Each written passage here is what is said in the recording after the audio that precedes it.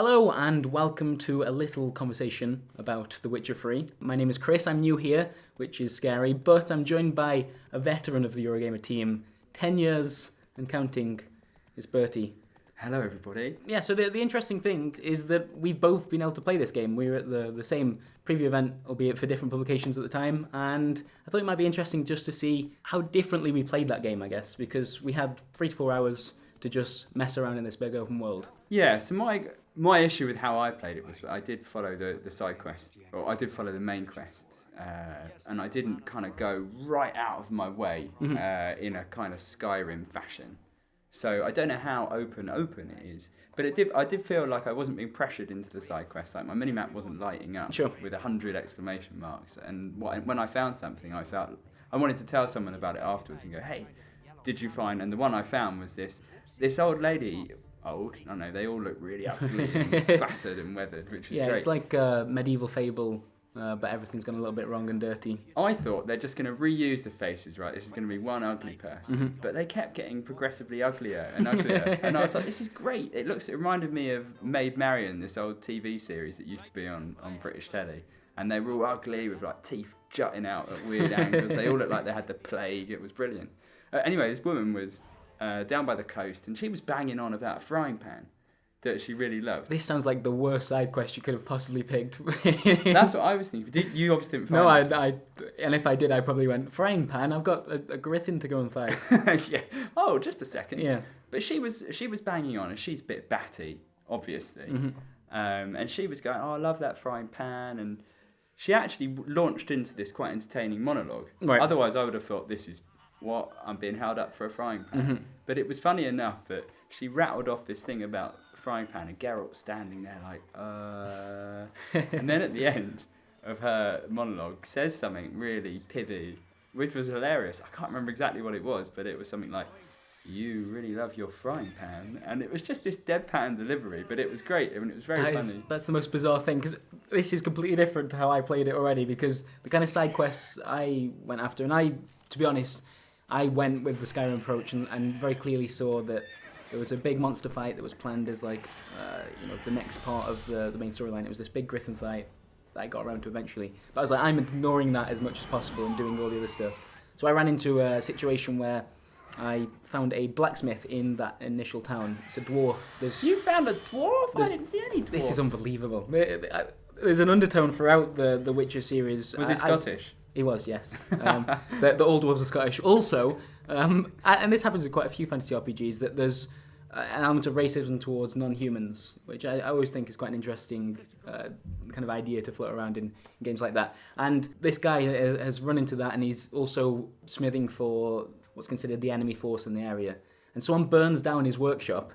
Ouch. And you're asked to go and find out who that was in the village. So you Excuse me, was it you? Well, Geralt goes into his kind of Witcher sense Sherlock mode. Yeah, and you walk around it, examining things. He's like, oh, someone cut himself here. Maybe I should follow this trail or that kind of thing. And you eventually find the guy, and he tries to bribe you not to take him back and give him up. And I'm like, well, as Geralt, I was, I'm the honourable man. I'm not going to be bribed. I have got a quest to do, and I shall complete it for the good of the land. And the end result was that I take the guy back, and he's hanged immediately by local soldiers. And so, although I thought I was doing the good, honourable thing... It's a bit harsh. A little bit, maybe. Yeah, that is the kind of classic Witcher. There is no black or white. Everything's just a bit grey.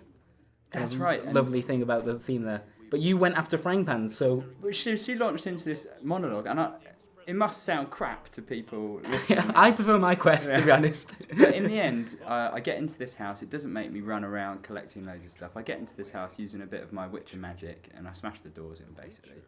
That sounds rude. And in we go, and... That sounds really rude. Just keep going. It's fine. This is brilliant. And turns out, she thought someone nicked her frying pan because they just wanted to nick her frying pan. But this person who's in there is dead. And he scratched off all the charcoal off the frying pan to use it as charcoal to write something. Was the woman actually the person that killed him?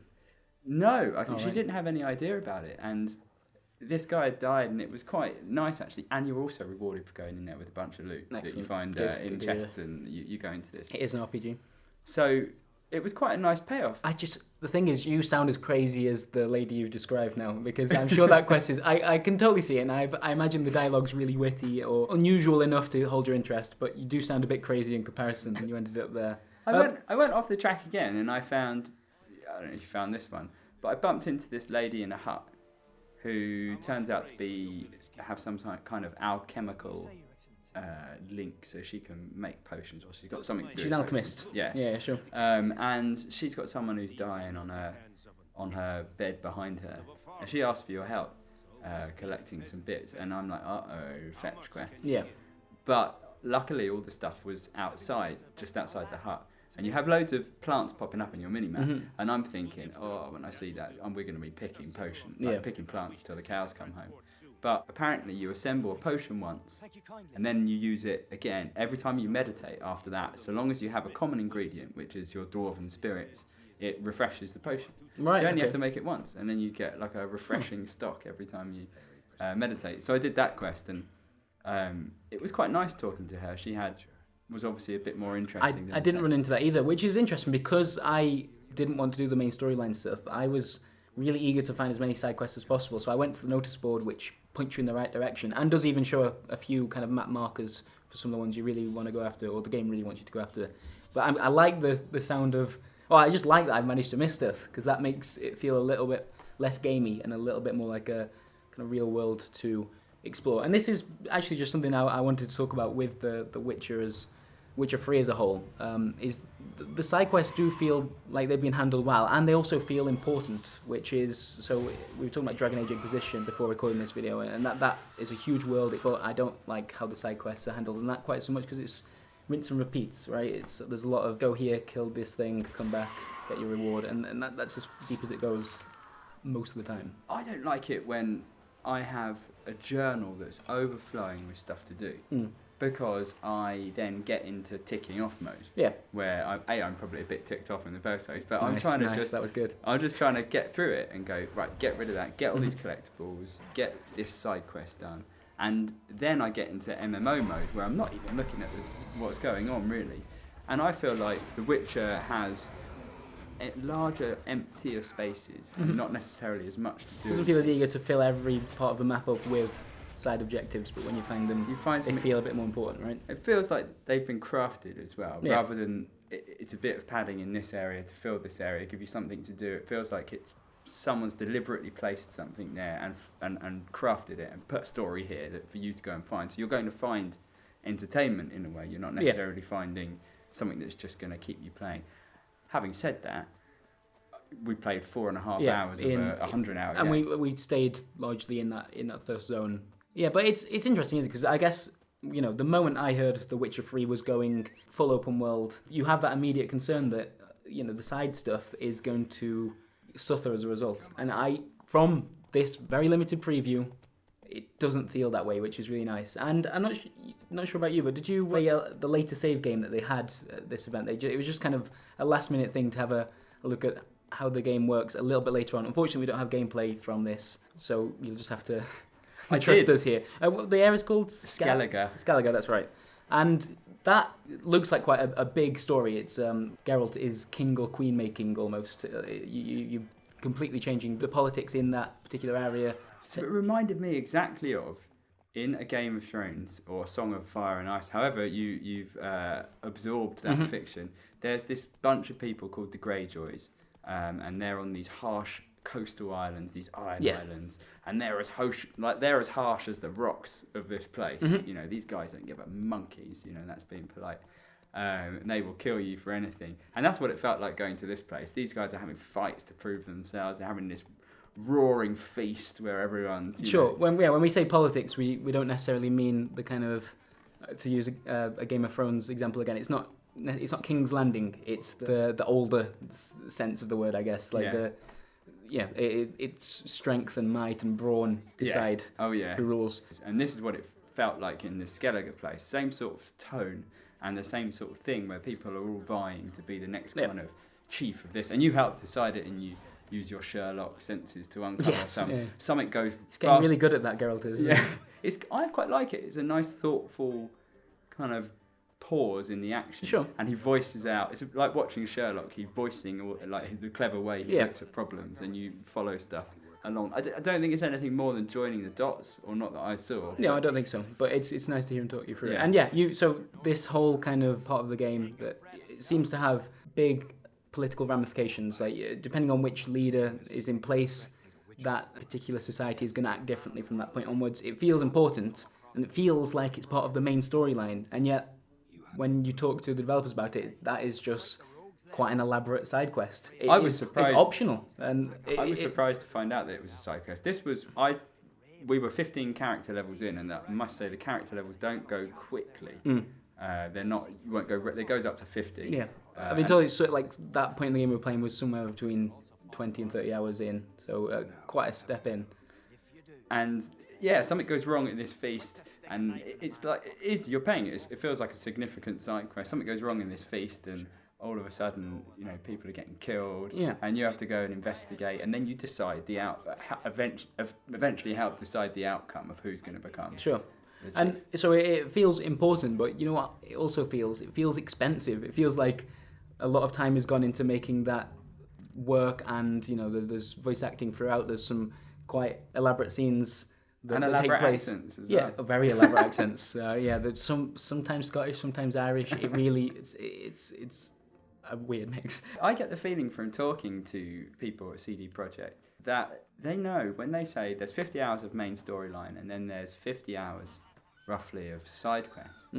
They know that because they've kind of crafted those side quests. It's not, there's hours and hours of sort of extra bits and bobs you can do. So people at BioWare couldn't sit down and say... You can't get an accurate time for that game at all, can you? I don't know how long it's going to take you to collect all these. How do you complete Inquisition? I'm not sure. But they seem to have an idea that it's going to take about 100 hours for a solid playthrough. And I just kind of wanted to... I like talking to you about that just because it's reassured me that they have got the open world stuff right. I know the initial Witcher game had open world elements of its own, but this does feel like a big step onwards from The Witcher 2, and it could have gone horribly wrong. It still could. We've only played these bits, and let's not forget that the development team picked the bits that we were going to play because they were good.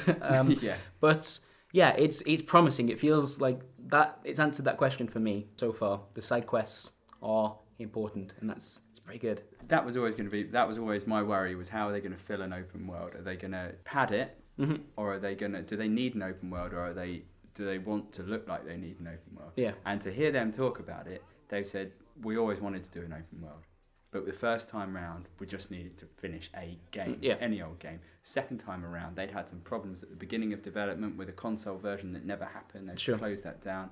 And then again, suddenly they were out of time and they had to just finish getting this game. And they only put it out on PC originally, remember? And that was a big enough deal for them. But this third time, they do multi-platform, even though the platforms are more similar. Well, they do finally what they can and what they wanted to do originally, which was an open world. And you could interpret that as PR, bull nonsense. But they've got the biggest budget and the biggest team they've ever had, and they managed to push it back a couple of times to make sure that that works. I hope we'll see how true that is. That it is an open world fantasy RPG, and so I'm kind of expecting it to be a bit buggy regardless. And I did run into that myself during the preview. I don't know if you did. I didn't, but bugs can be endearing. If you find a unique bug, it can be endearing. I fought an enemy that was invisible, and that wasn't a feature. Wasn't his power. Yeah, open world RPGs. Yeah, well, thank you, Bertie. It's nice to have the first video that we've done. We're both actually very enthusiastic about this game. It better be good now. You're welcome, and it helps that this game is encouraging, exciting, all that stuff. Cool. Thank you. Thank you.